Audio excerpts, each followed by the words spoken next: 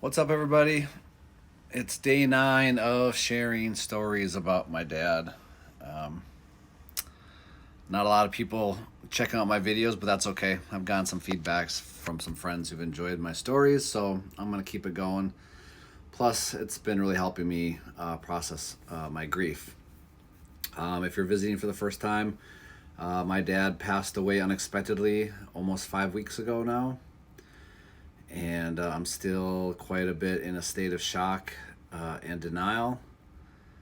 And the last 2 days, yesterday and today, have been very, very difficult. I seem to leave these messages on the days that it's been difficult versus the days that it's not been difficult. But I mean, yesterday was really, really bad. Yesterday I felt like I got hit by a Mack truck of grief the minute I woke up. And today, just kind of hit or miss. And then a couple of specific times a day, just completely overtook me. But anyways, so I have a funny story about my dad. A lot of these stories are funny. But if you know anything about my dad, he wore lots of baseball hats. And after he passed, and I went back to my parents' house to help my mom, it was like the first time I started paying attention to how many hats he had. I mean, I always knew that he had lots of hats, but I was trying to clean up around the basement and stuff, and just hat after hat after hat after hat after hat. Many of them just coated in paint. You never would want to wear them anywhere unless you're painting or whatever. But anyways, so this story is one of me and my mom and my dad.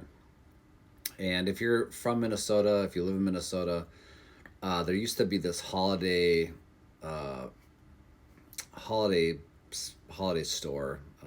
It was like one of the only ones around. I don't even know if they had any more, but it was in Burnsville, County Road 42, and I forget the cross street. But anyways, we used to go there a lot. They had an outdoor section. They had a grocery store. Anyways, so we had gone there, and I just remember, there with my mom and my dad, and coming out of the Holiday Station store. And I don't remember it being winter, but it must have been windy. Um, and as we're leaving the store, the wind picks up and blows my dad's hat off his head, right? So I mean, not that big of a deal, right? But so it's in the parking lot, and my dad goes to get his hat, and like at least for the first 2 or 3 times that he goes to bend down his hat, I mean, it was like a movie because he goes to bend down and get his hat, and just as he goes to bend down and get his hat, the wind blows it further away from him. And so there's me and my mom standing like on the sidewalk watching watching my watching my dad chase his hat across the parking lot and just having a hell of a time trying to track it down. And if you know my mom at all, if you know my mom well, um, and we all probably do this, but sometimes when my mom gets to laughing, she gets into that mode where she can't stop laughing. You've probably been there at some point, at least hopefully once in your life. You've been there where something is so funny that you just can't stop laughing. And my mom is just rolling and laughing at my dad, which of course my dad can hear, and that makes him more mad. And so his attempts to get his hat get worse almost rather than get better. Like he gets so much more frustrated that he ends up chasing his hat across the parking lot at least 2 more times. So it's like 4 or 5 times that he can't get his hat. And oh my gosh, it's so funny. And for years after that, for years after that, my mom would bring it up to my dad every once in a while, and she would just immediately go into that laugh mode where she would just start cackling at the thought and the memory of that.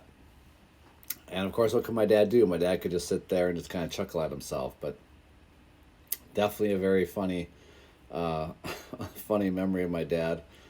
I'm happy to be telling that story. And if you're going through some grief, some loss, you've lost a loved one recently, I'm praying for you. I'm thinking of you.